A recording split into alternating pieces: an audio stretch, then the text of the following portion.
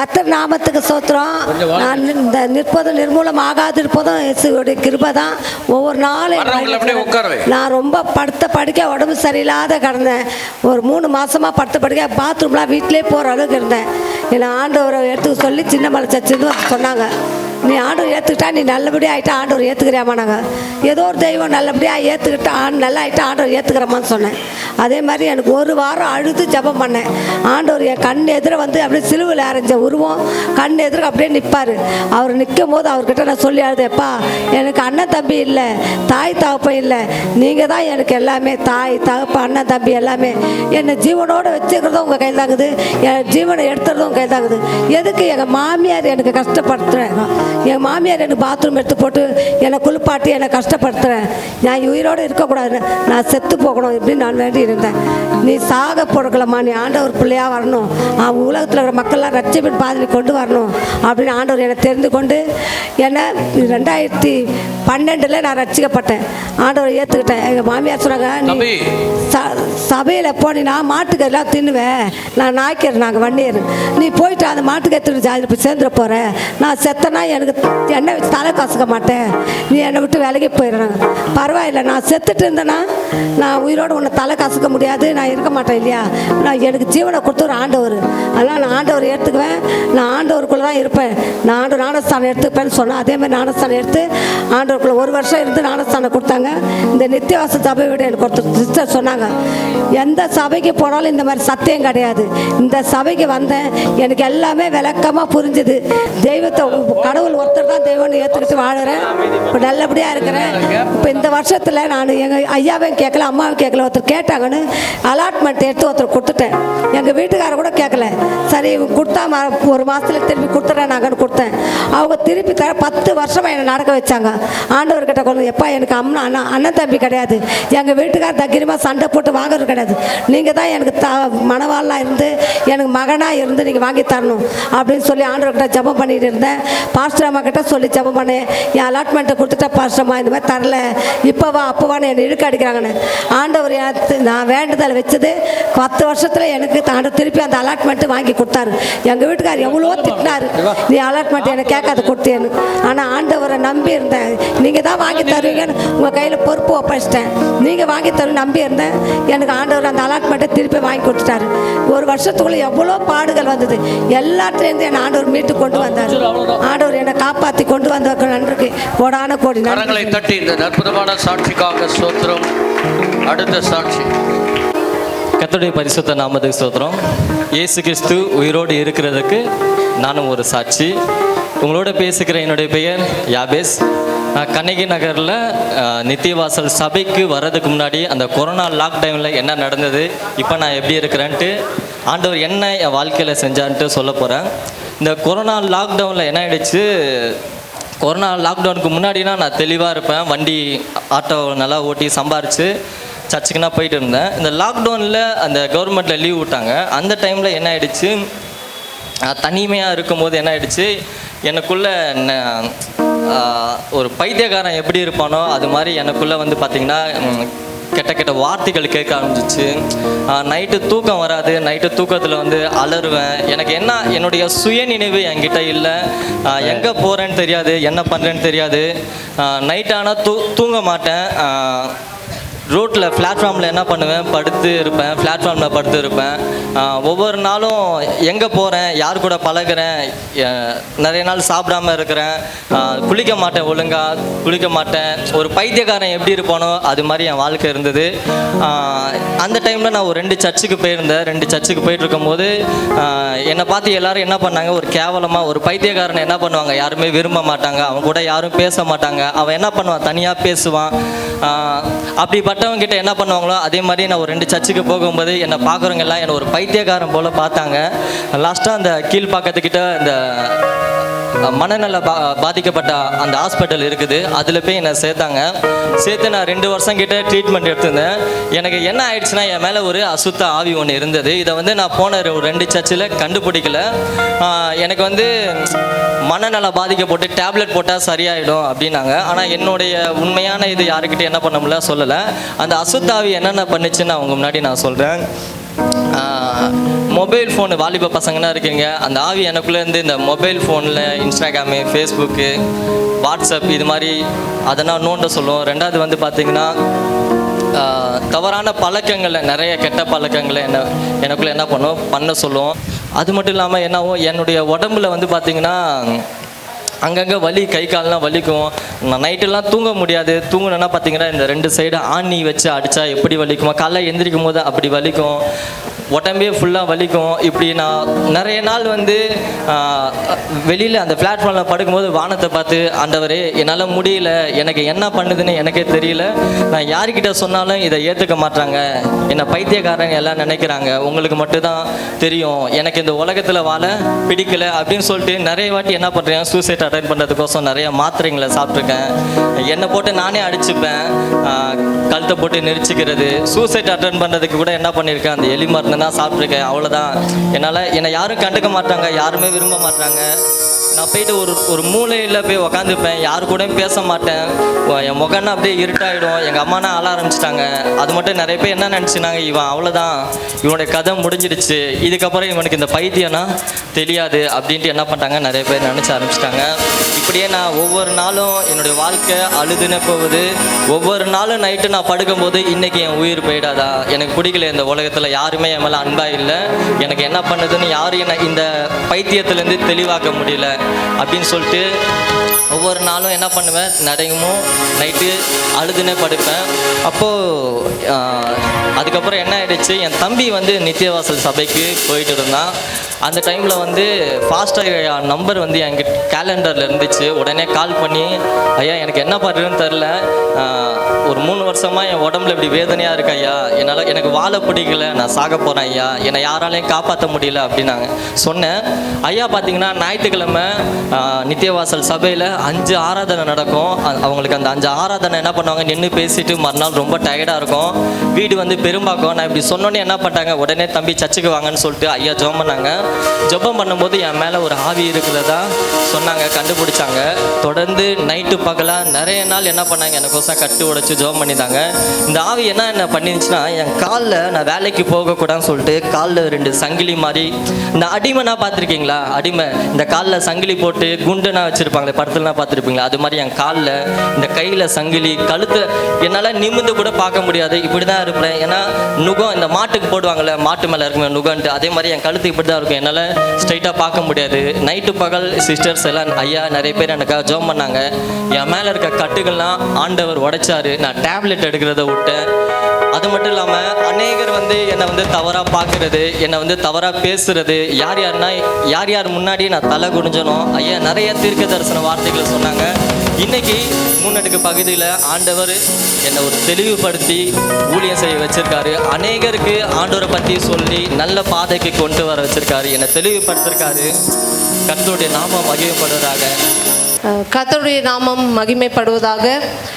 இன்னைக்கு நித்தியவாசல் திருச்சபையில் கர்த்தர் அநேக, அதாவது பாவத்தில் இருந்த, குடி பழக்கத்தில் இருந்த, சிகரெட் பிடிக்கிறது, அதே போல் திருட்டு பழக்கம் எனக்குள்ளே இருந்தது, கோபப்படுற சுபாவம் உள்ள ஒரு சகோதரியாக இருந்து இன்னைக்கு நித்தியவாசல் திருச்சபையின் மூலியமாக இன்னைக்கு அநேக ஊழியங்களை செய்யும்படி கர்த்தர் சபையின் மூலியமாக எனக்கு உதவி செய்திருக்கிறார். இன்னைக்கு சபையில் அநேக ஊழியங்களை இன்னைக்கு செய்வதற்கு காரணம் என்னன்றத உங்க மத்தியில் நான் வந்து அநேக முறை சொன்னது கிடையாது. ஏன்னா இன்னைக்கு நிறைய பேர் என்ன பண்ணுவாங்க, ஊழியம் செய்யும் பொழுது பாராட்டு தான் தெரிவிப்பாங்க, ஆனால் நிறைய திட்டு வாங்கந்தே யாருன்னு பார்த்தீங்கன்னா அதிகமாக நான் தான். நிறைய ஊழியக்கார்கிட்ட ஒரு சில ஊழியத்தில் பின்தங்கி நான் வந்து அந்த நிறைய காரியங்களை நான் செய்வேன். நான் இதை செய்யன்னு சொல்லும் பொழுது சோம்பேறித்தனமாக நான் வந்து அநேக ஊழியங்களை நான் செய்வேன். அதனால் வந்து திட்டுவாங்க. அது திட்டுறது வந்து நல்லதுன்றதை ஏற்றுக்கொள்ளதுனால தான் இன்னைக்கு என்ன பண்ணியிருக்கிற ஊழியத்தில் ஒரு உயர்வை தேவனாகிய கர்த்தர் கொடுத்துருக்காங்க. அது மாத்திரம் இல்லை, ஊழியக்காரமாக ஒரு அன்பா நல்லா கவனிப்பாங்க, ஒரு பாசமா நேசமா, உடம்பு சரியில்லைனா கூட விசாரிச்சு ஊழியத்தில் இந்த மாதிரிலாம் செய்யுமா அப்படின்னு சொல்லி கண்டிப்பாக நிறைய வார்த்தைகள் சொல்றதெல்லாம் இன்னைக்கு என்னுடைய ஆவிக்குரிய வாழ்க்கையிலும் சரி, ஊழியத்தின் பாதையில் ஒரு வளர்ச்சி ஆன காரணத்துக்கும் இந்த திட்டுகள், அன்பாக உபசரி ஆதரிச்சது எல்லாமே என்னுடைய வளர்ச்சியின் உயர்வுக்கு காரணம். இன்னைக்கு ஊழியக்காரர் என்னையும் சகோதரர் யாபேஷையும் அழைத்து சொன்னாங்க, கர்த்தர் ஒரு தீர்க்க தரிசன வார்த்தையை உங்ககிட்ட சொல்ல இருக்கிறாங்க அப்படின்னு சொல்லி சகோதரர் என்னை கூப்பிட்டு இருந்தாங்க. சகோதரரும் என் கூட வந்தா கொஞ்சம் நல்லா இருக்கும். கூப்பிட்டு சொன்னாங்க, என்னன்னா 3 அடுக்குல இன்னைக்கு வந்து சபை ஆரம்பிக்கணும். கர்த்தர் அந்த இடத்துல அநேகர் உங்க மூலியமா தேவ நாம மகிமை பண்ணும், ஒரு ரட்சிப்பை அடையணும் சொல்லி கர்த்தர் என்னோட பேசுனாங்க. அந்த இடத்துல போய் நீங்க என்ன பண்ணுங்க, சபையை ஆரம்பிங்க அப்படின்னு சொல்லி சொன்னாங்க. இன்னைக்கு சகோதரன் இதுக்கு முன்னாடி நம்ம சபைக்கு வர்றதுக்கு முன்னாடி 2 சபைக்கு அந்த சகோதரன் போயிருந்தாங்க. அந்த 2 சபையிலுமே அந்த ஊழியக்காரர் ஊழியக்காரமா ஒரு ஊழியத்துல அவனை ஒரு உயர்த்தல, அவனுக்கு ஜபம் பண்ணி அவனை ஒரு விடுதலை ஆக்கணும்ன்ற அந்த உணர்வு இல்லாமல் இருந்தாங்க. எந்த இடத்துல கர்த்தர் வந்து மகனை தள்ளி விட்டாங்களோ அந்த இடத்துல உன்னை கர்த்தர் உயர்த்துவார் யாபேஷ். அதனால நீ அந்த இடத்துல போய் நீ சபையை வந்து ஆரம்பி அப்படின்னு சொல்லி இந்த தீர்க்க தரிசன வார்த்தை எங்க 2 பேர்கிட்டயும் சொன்னாங்க. நாங்க போய் அங்க போய் சபையை ஆரம்பித்தோம். முதல்ல ஒரு 5 பேர் வந்தாங்க. அதே போல யூத் மீட்டிங் நடத்தின ஒரு 13 பெண் பிள்ளைகள் அந்த யூத் மீட்டிங்ல வந்தாங்க. எல்லா பிள்ளைகள் மேலேயும் அசுத்த ஆவிகள் இருந்தது. அவங்க எல்லாம் முன்னாடி சபைக்கு போயிட்டு இருந்தாங்க தான், ஆனாலும் அநேக கெட்ட பழக்கங்கள் அந்த பிள்ளைகளுக்குள்ள இருந்தது. அந்த பிள்ளைகளுக்குள்ள அந்த ஆவிகள் விரட்டப்பட்டு ஒரு நல்ல குணங்கள் காணப்பட்டது. என்னன்னா ஸ்கூல்ல டீச்சர் கிட்ட அதிகமா திட்டு வாங்குவாங்க, விட்டு அடிச்சு என்ன பண்ணுவாங்க, எழுதுவாங்க. இந்த பழக்கங்கள்லாம் அவங்களுக்குள்ள மாற்ற ஆரம்பித்த உடனே அவங்க பெற்றோர்கள் சொன்னாங்க, இன்னைக்கு பரவாயில்ல, என் பிள்ளைங்க இன்னைக்கு சபைக்கு ஒரு மாற்றம் அடையுது அப்படின்னு சொல்லி பெற்றோர்கள் எல்லாருமே இன்னைக்கு சபைக்கு வர ஆரம்பிச்சாங்க. இன்னைக்கு ஒரு 25 பேர் இந்த சபையை வரும்படி ஒரு 2 மாசம் தான் நாங்கள் நடத்தினோம். கர்த்தர் எந்த இடத்துல சகோதரனை புறக்கணித்தாங்களோ அந்த இடத்துல அந்த ஊழியக்காரர் ஊழியக்காரமா பார்க்குறாங்க. இன்னைக்கு ஒரு ஊழியம் செய்கிற ஒரு சகோதரனா கர்த்தர் ஊழியர் மூலியமா சொல்லப்பட்ட அந்த தீர்க்க தரிசன வார்த்தையை கர்த்தர் நிறைவேற்றினாங்க. அவங்கெல்லாம் முகம் பார்க்கவே முடியல. ஸ்தோத்திரம் இவன் சொல்றான், அவங்க ஆத்திரமா என்ன பண்ணிட்டாங்க, போயிட்டாங்க. அந்த அளவுக்கு கர்த்தர் மகனை கொண்டு வல்லமையாக அவன் போய் முன்னாடி போய் நின்று சிரிப்பான், பின்னாடி போய் நான் சத்தியத்தை சொல்லி அந்த ஆத்துமாக்களை என்ன பண்ணுவேன், கூட்டிட்டு வரேன். அவன் தூண்டில் போடுவான். 2 பேரும் சேர்ந்து அந்த மீன்களை கொண்டு சபையில என்ன பண்றோம், சேர்த்துக்கணும். அந்த இடத்துல ஒரு சகோதரி வந்தாங்க. அவங்க வாழ்க்கையில் அநேக பிரச்சனைகள் இருந்தது. அந்த சகோதரிக்காக நாங்கள் ஜெபித்தோம். ஜெபித்ததுக்கு அப்புறம் அந்த சகோதரி சொன்னாங்க, இந்த மாதிரி என் வீட்டில் அசுத்த ஆவிகள் என்னை ரொம்ப அழக்கழிக்குது, அக்கா நீங்க அதுக்காக ஜெபம் பண்ணுங்கன்னு சொன்னாங்க. அவங்களுக்கு ஜெபம் பண்ணிட்டு நான் சொன்னேன், அந்த வீட்டில் போய் நீங்க படுங்க, அந்த ஆவிகள் ஒன்றும் பண்ணாதுன்னு. 2 நாள் தொடர்ந்து அவங்க அந்த வீட்டில் போய் படுத்தாங்க. அந்த ஆவிகள் அவங்க ஒரு தொந்தரவும் செய்யாதனால அவங்க சொன்னாங்க, அந்த வீடை நான் சும்மா தான் வச்சிருக்கிறேன், நீங்க அந்த இடத்துல நீங்க சபை நடத்துங்கன்னு சொல்லி ஒரு இடத்துல நடத்தணும். இன்னொரு இடத்துலயும் ஏரிக்கரையிலையும் சபை நடத்தும்படி தேவனாகிய கர்த்தர் உதவி செய்திருக்கிறாங்க. அது மாத்திரம் இல்ல, இன்னும் ஒரு 3 இடத்துல சபை நடத்தும்படி கர்த்தர் அழைப்பு கொடுத்துருக்காங்க. எந்த இடத்துக்கு போனாலும் சர்ச்சு நடத்த வரீங்களா அப்படின்னு சொல்லி நீங்க எங்களை பார்த்து கூப்பிடுறாங்க. காரணம் என்னன்னா, ஊழியக்காரருடைய வார்த்தையை அசட்டை பண்ணாமல், ஊழியக்காரமா சொன்ன வார்த்தைகளுக்கு அசட்டை பண்ணாமல் இன்னைக்கு அந்த வார்த்தையை காத்து கொண்டு அதன் பிரகாரம் ஊழியத்தை செய்ததுனால இன்னைக்கு கர்த்தர் வல்லமையாக அந்த இடத்துல அநேகருக்கு ஒரு பிரயோஜனம் உள்ளவர்களாக எங்களை கர்த்தர் தேவ நாம மகிமைப்படுமா மாற்றி இருக்கிறாங்க. அது மாத்திரமில்ல, அங்க அநேக சபைகள் இருக்குது. நாங்க சர்ச்சு நடத்துறோம், அது பக்கத்திலே ஒரு அம்மா இருக்கிறாங்க. அந்த சகோதரி சொல்றாங்க, நான் அநேக முறை என் வீட்டில் ஜப கூட்டம் நடத்தும் பொழுது கூட அநேகர் நான் கூப்பிட்டு இருக்கேன், ஆனா ஒருத்தர் கூட வந்ததில்லை. ஆனா தம்பி சர்ச்சு நடத்துறேன், வாங்கக்கா, வாமா, வா தங்கச்சி, வா தம்பி அப்படின்னு சொன்ன உடனே எல்லாருமே என்ன பண்ணிட்டாங்க, அந்த சபைக்கு வர ஆரம்பிச்சாங்க. அது ஒரு 2 மாசத்துல இத்தனை பேர் வந்தது எங்களுக்கே ஆச்சரியமா இருக்குன்னு சொல்லி நல்ல ஒரு சாட்சி சொல்ற அளவுக்கு தேவ நாமம் அந்த இடத்துல மகிமைப்பட்டது. அதனால எனக்காகவும் சகோதரர் யாபேஷுக்காகவும் நீங்கள் உங்க தனிப்பட்ட ஜபத்துல ஜெபித்துக் கொள்ளுங்க. இன்னும் அநேக ஊழியங்கள் கர்த்தர் எங்க மூலமாக செய்யணும். அநேக ஆத்துமாக்கள் தேவ ராஜ்யத்துக்கு அவங்க சேரணும். அதற்காக உங்க தனிப்பட்ட ஜபத்துல எங்களுக்காக ஜெபித்துக் கொள்ளுங்க. கர்த்தருடைய நாமம் மகிமைப்படுவதாக. கரங்களை தட்டி கர்த்தர் நாமத்தை மகிமைப்படுத்துவோம். கர்த்தர் உங்களை ஆசீர்வதிப்பார். சகோதர சகோதரிகளே, கர்த்தர் நாமத்தில் உங்களை இயேசு கிறிஸ்து நாமத்தில் நாங்கள் வாழ்த்துக்கிறோம். கர்த்தர் என்னை ஒவ்வொரு இடத்துலையும் கர்த்தர் எங்களை வெட்கப்படுத்தாமல் எங்களை கர்த்தர் உயர்த்தியிருக்கிறார். அது மாத்திரமல்ல, கர்த்தர் என்னென்ன காரியங்கள் செஞ்சு ஊழியக்காரர் மூலியமாக என்னென்ன சொல்லி கொண்டிருக்கிறாங்களோ அதை நாங்கள் ஊழியக்காரருடைய வார்த்தை கீழ்ப்படிந்து தேவனுடைய வார்த்தையை நாங்கள் ஏற்றுக்கொண்டு ஒவ்வொரு நாளும் ஊழியக்காரமாகவும் சரி ஐயாவும் சரி அதை சொல்லும் போது நாங்கள் கேட்டு கர்த்தர் நாங்கள் வாழும்படி கர்த்தர் எங்களை வைத்திருக்கிறார். அது மாத்திரம் இல்லை, போன இந்த வார ஞாயிற்றுக்கிழமை பார்த்தீங்கன்னா எங்கள் அம்மா நாளடுக்கில் ஜபம் நடத்துகிறாங்க. அவங்க கூட இருந்து நான் வந்து ஒரு உதவிக்காரியாக இருக்கிறேன். கர்த்தர் பாருங்க எங்கள் ஊழியக்காரமா மூலியமாக அங்கே இருக்கிற ஆத்துமாக்களை கொண்டு வந்து அவங்க ஸ்திரப்படுத்தி அநேக காரியங்களை அவங்களுக்கு சத்தியத்தை சொல்லி நிறைய கூட்டங்கள் இன்னும் அந்த இடத்துல கூட 2-3 கிளை சபை ஆரம்பிக்க போகிறோம். கர்த்தர் நாம ஸ்தோத்திரம். எங்கள் ஊழியக்காரமா இன்னைக்கு நான் காலையில் வந்து கூட அம்மாட்ட சொன்னேன், அம்மா சொப்பனம் மூலயமா அநேக கூட்டங்கள் வரப்போதுமான்னு சொன்னேன். கர்த்தர் எங்கள் ஊழியக்காரமாக கொண்டு அநேக காரியங்கள் கர்த்தர் எங்களுக்கு செயல்பட்டு கொண்டு. அது மாத்திரம் இல்லை, வெள்ளிக்கிழமை பைபிள் ஸ்டடி நடக்குது. எங்க படிச்சவங்க படிக்காதவங்களாம் இல்லைங்க. கடவுளுக்கு கர்த்தருக்கு நம்ம கொஞ்சத்துல உண்மையா இருந்தால் மாத்திரம் போதும். கர்த்தர் எல்லாவற்றையும் கர்த்தர் செய்கிற தேவனா இருக்கு. நாங்கள் ஒவ்வொரு நாளும் பைபிள் ஸ்டடியில நிறைய வார்த்தைகளுக்கு தெரியாது, பைபிளை நிறைய படிச்சிருப்போம், ஆனால் அந்த உள்ள இருக்கிற ரகசியம் நமக்கு புரியாது தெரியாது.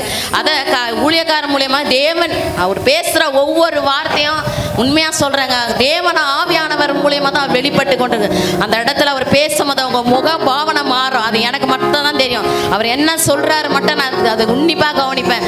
கர்த்தர் இந்த சின்ன ஊழியதான், பெருசா நான் எதுவும் ஊழியெல்லாம் செய்யல. கர்த்தர் ஏதாவது ஒன்று கர்த்தருக்கு இந்த வயசான காலத்துல என்ன போல எவ்வளவு பேர் இருப்பாங்க. கர்த்தருக்காக ஏதாவது ஒன்று நம்ம என்ன செய்யணும். போற காலத்துல பரலோகத்துக்கு போகும்போது கர்த்தருக்கு நம்ம ஏதாவது ஊழியம் செய்யணும் செஞ்சு கொண்டிருக்கிறேன். இன்னும் வர காலங்களில கர்த்தர் அந்த புதிய வருடத்துல இதை காட்டிலும் அதிகமாக நாங்க ஊழியம் செய்யணும். நிறைய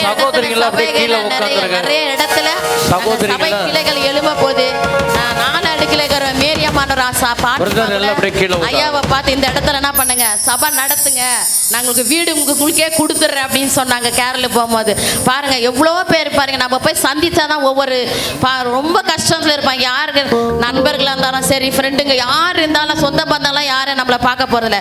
என் தேவனாய் கர்த்தர் நம்ம எதுக்காக தேவன் நம்மளை அழைச்சாரு, எந்த நோக்கத்துக்காக நம்ம அழைச்சாரு, அதை நம்ம முதல்ல சிந்திக்கணுங்க. ஏதோ ரட்சிக்கப்பட்டோம் ஞானஸ்தானம் எடுத்துட்டோம் நம்ம பரலோகம் போகிறது மாத்திரம் இல்லை, நம்ம தேவன் எதுக்காக அழைச்சார் நம்மளே ஒரு கேள்விக்குறி பண்ணும் போது கர்த்தர் வந்து நம்மளை எதுக்காக நீ ஏதாவது பண்ணுவ, நீ பரலோகத்தில் ஆள் சேர்ப்ப அப்படின்னு சொல்லி ஆண்டவர் திட்டம் வச்சுறார். நம்ம ஞானஸ்தானம் எடுத்துட்டு வீட்டில் உட்கார்ந்தா பிரயோஜனம் கிடையாது. நிச்சயமாக கர்த்தர் வந்து கணக்கு கேட்பார். நம்ம ஒவ்வொருவரும் ஒரு 2 ஆத்மா தினமும் ஒரு 10 பேர் பாருங்க, அதில் ஒரு 2 பேரும் 3 பேரும் கர்த்தர் நிறைய சபைகளை நிரம்பி வழிவார். எவ்வளோ பேர் போய் விசாரிப்போம்.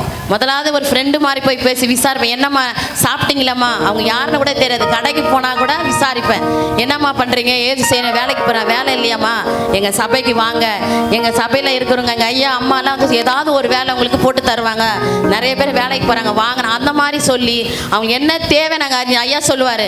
முதலாவது இயேசுவை வெளிப்படுத்தாதீங்க, முதலாவது என்ன பண்ணோம், உங்களோட சாட்சியை சொல்லுங்க. கர்த்து உங்களால் முடிஞ்ச கிரிகையினால ஏதாவது கொடுத்த தமிழ்ச்சி பாருங்க, நல்லா ஓடி இந்த சமாரியா ஊழியத்தை மித்தமாக அநேக ஆத்துமகளே அந்த இடத்துக்கு போனாலும் ஐயாவும் அம்மாவும் என்ன பண்ணுவாங்க, ரொம்ப புகழ்ந்து பேசுவாங்க.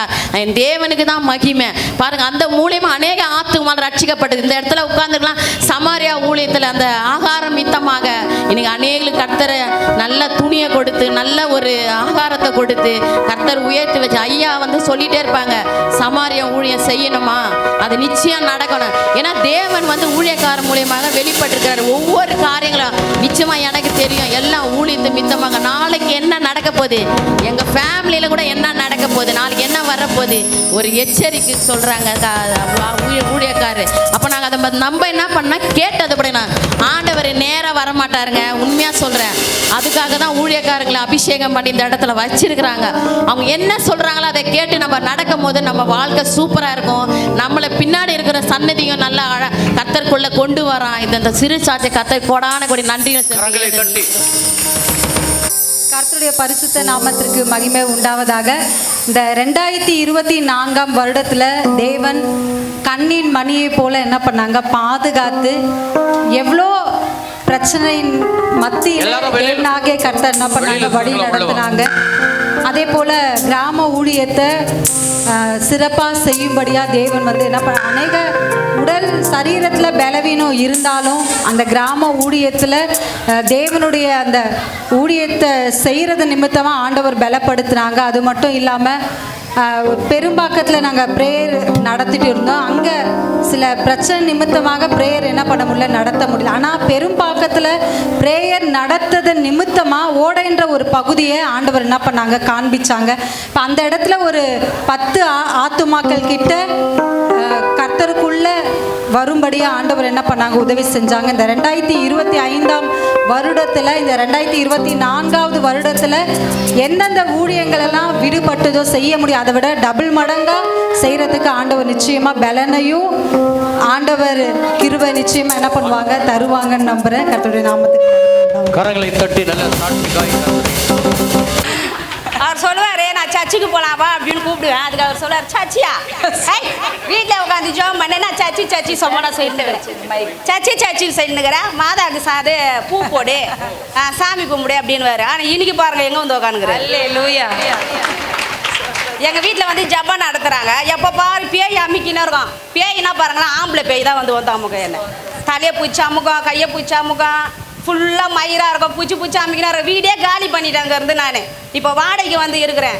இப்போ அந்த வீட்டில் வந்து சர்ச்சி நடத்துகிறாங்க. மறுபடியும் அதேமாரி அமுக்குச்சு. ரூபாக்கான் வந்து சொன்னேன், தம்பி மூலியமாக தான் நான் சர்ச்சுக்கு வந்தேன்.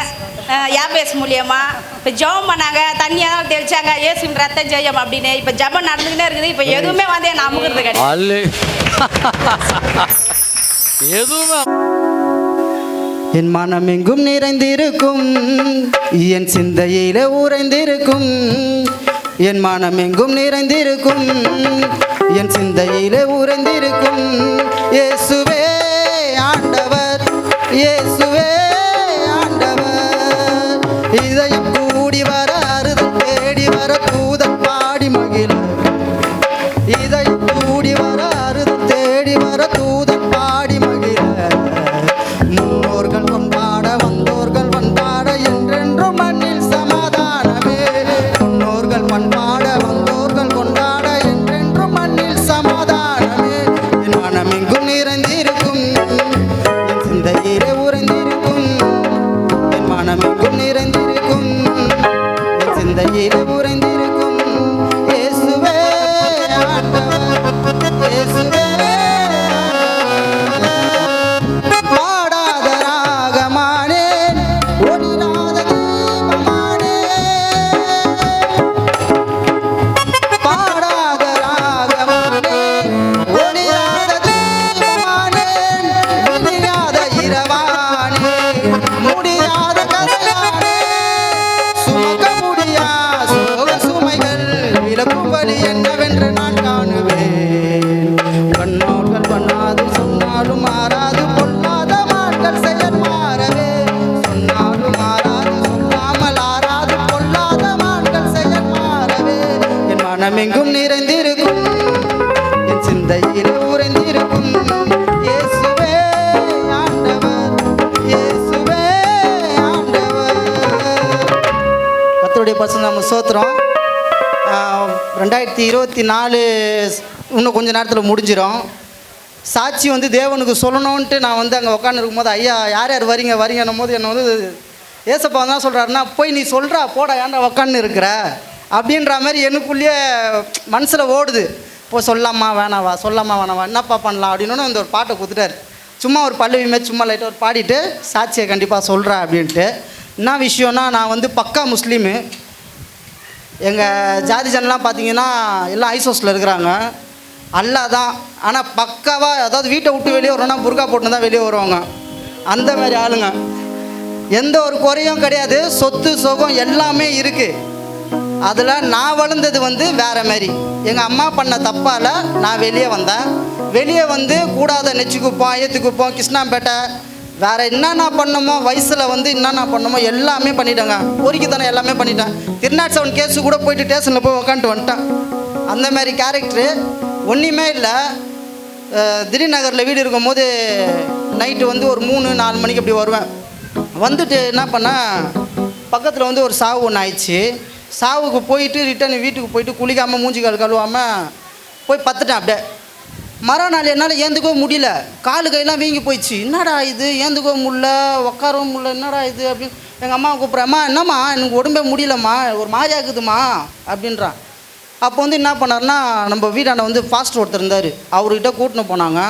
நான் அதெல்லாம் நம்ப மாட்டேன், ஏசப்பாலாம் அந்த இதெல்லாம் நம்ப மாட்டேன். ஜப கூட்ட வைப்பாங்க, போவோம், கை தட்டுவோம், கேக்கு மிச்சர் கிச்சர் கொடுத்தாங்க, நான் வாங்கி சாப்பிட்டு ஜாலியாக வெளியே வந்துடுவோம். அந்த மாதிரி தான் நம்ம வளர்ந்தோம். என்னடா இது நம்மளுக்கு ஒரு மாதிரி ஆகுதுன்ட்டு போய் பார்த்தா மேலே கை வைக்கிறார், பொத்துன்னு கீழே உயிரும். மேலே கை வைக்கிறார், பொத்துன்னு கீழே உயிரும். என்னடா இது கீழே உயிரும், என்னம்மா ஆயிடுச்சு அப்படின்னா, தம்பி முட்டிக்கால் போடுப்பா அப்படின்னாரு. முட்டிக்கால் போட்டு ஜெபம் பண்ணுறோம். எனக்கு தலை கை கால்லாம் அப்படியே சுற்றுற மாதிரியே இருக்குது. என்ன ஆகுது ஏதாவதுன்னு தெரில. கொஞ்ச நேரத்தில் பொத்துன்னு கீழே வந்தவன் தான். அதுக்கப்புறம் என்ன சொன்னார்னா, இல்லை தம்பி உனக்கு வந்து நீ கடலில் போய் குளிச்சிருக்கிற, கடலில் இருக்கிற ஆவி ஏதோ வந்து உன்னை தொட்டிச்சு, அதாவது அபால இருந்துக்குதுப்பா அந்த ஆவி. அது என்ன ஆவின்னு கேட்டால், ஏதோ ஒரு வயசு பையனா கல்யாணம் ஆகி சூசைட் பண்ணிட்டானா, அவன் வந்து என் மேலே ஏறிக்கினான். சரின்ட்டு என்ன பண்ணார், ஃபாஸ்ட் எல்லாத்தையும் தொத்திட்டு இது பண்ணார். அப்பயே நான் சர்ச்சுக்கெல்லாம் போகலங்க. இங்கே வந்து திடீர்நகர்லேருந்து பட்டணம் நம்ம வீடு வந்துட்டோம். இங்கே வந்து சென்னை 1 பில்டிங்கு சாஃப்ட்வேர் கம்பெனி வந்து புதுசாக பெயிண்டிங் பண்ணுறாங்க. அதில் வந்து பார்த்திங்கன்னா டொக்குன்னுவாங்க, அதாவது கயிறில் தான் இறங்குவோம். அப்போ ரோப்பு கீப்பெல்லாம் கிடையாது, மேலே உக்காஞ்சின்னு கயிறு எறுக்குவாங்க. ஏறுக்கும் போது கரெக்டாக நான் 11வது மாடியோ 12வது மாடியிலையோ நான் இருக்கிறேன். ஒருத்தர் பைப்பு வந்து கீழே கட்டியிருக்கணும், ஒருத்தர் வந்து சைடில் கட்டியிருக்கணும். இவர் 2 பேரும் என்ன பண்ணிட்டாங்கன்னா சைடில் கட்டாங்க. சைடில் கட்டினா உருவின்னு ஓடி வரும். எனக்கு நான் பார்க்கல. இறங்கிட்டு கொஞ்சம் தூரம் தான் ப்ரெஷ் எடுத்து அச்சுன்னுக்குறோம், காற்று அடிக்குது, அவ்வளோ ஹைட்டில் அச்சுன்னுக்குறோம். ஒரு கயிறு மிஸ் ஆகி சருன்னு கீழே போயிட்டேன். நான் ஏசப்பான்னு அந்த ஒரு வார்த்தை தான் நான் சொன்னேன். உண்மையுமே சொல்கிறேன், என் ஜீவன் வந்து இருக்குதுன்னா அந்த ஒரு வார்த்தையால் தான். ஏசப்பான்னு சொன்னது, நான் கயிறை எப்படி பிடிச்சுன்னு கூட எனக்கு தெரியல. காலில் இருக்கிற டப்பா கிப்பா எல்லாமே காரில் போய் உயிந்து ஃபுல்லாக அந்த ரோடே நாஸ்தி. ஒரே ஒரு கயிறை மட்டும் கையில் பிடிச்சின்னு தொங்கினுக்கிறேன். அதுக்கப்புறம் போயிட்டு தொங்குற இதுலேயே போயிட்டு கண்ணாடியில் எட்டி வச்சோன்னே கண்ணாடி ஓப்பன் பண்ணி உள்ளே போய் உக்காடுறான். என்ன ஆயிடுச்சின்னு கேட்டால், ஏசப்பான்னு தான் சொன்னேன், என்னை யாரோ புச்சா மாதிரி இருந்தது அப்படின்ட்டு என் கூட இருக்கிறவங்கள நான் நீங்கள் சொல்லும் போது அவங்களே யோசிக்கிறாங்க, அது எப்படிப்பா ஏசப்பான்னு சொன்னால் கயிறு அடிப்பா பிடிப்பா அப்படி போயெல்லாம் சொல்லாத பண்ணி.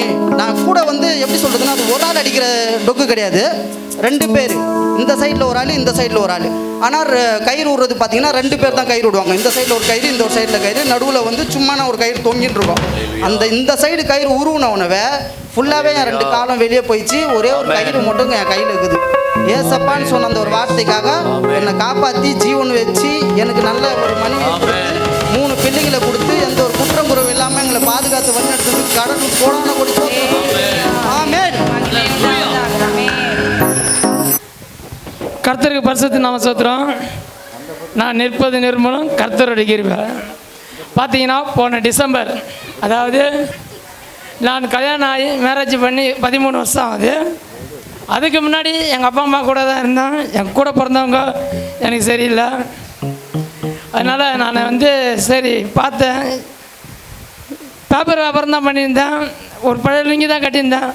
ஃபஸ்ட்டு சபைக்கு வரும்போது ஒரு சப்பாரி தான் போட்டுன்னு இருந்தேன். அப்போ தான் எனக்கு தெரியும் பாஸ்டர் இவர் தான்னு. அப்படின்னா இவன் என்ன சேட்டு பையன் மாரி வந்துருக்கிறானே அப்படின்னாரு.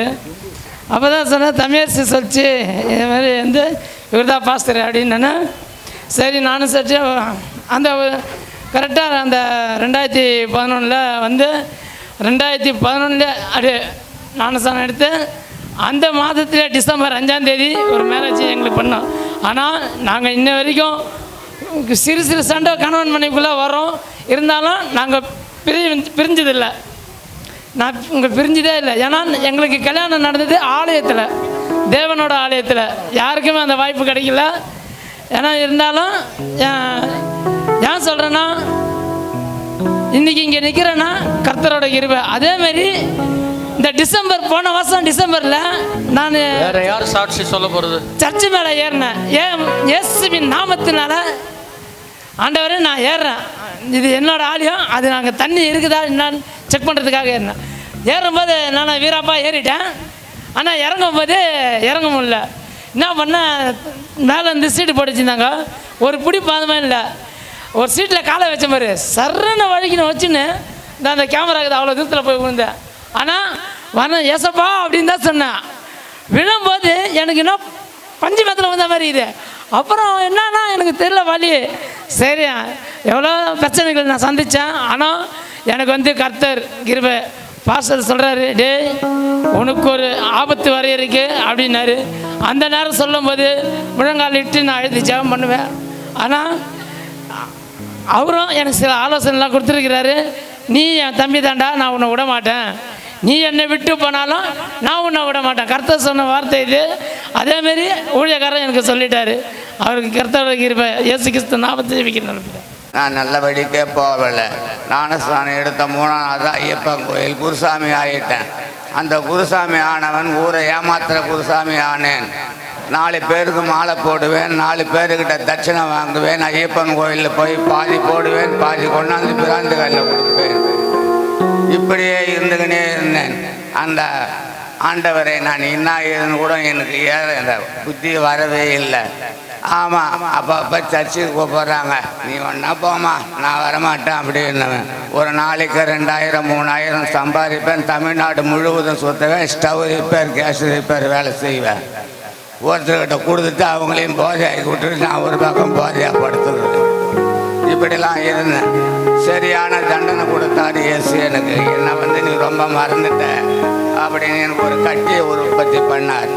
இந்த இடத்துல எனக்கு வாய் பேச வரலை. இந்த இடத்துல கட்டியாச்சு. ஹாஸ்பிட்டலில் போனேன்.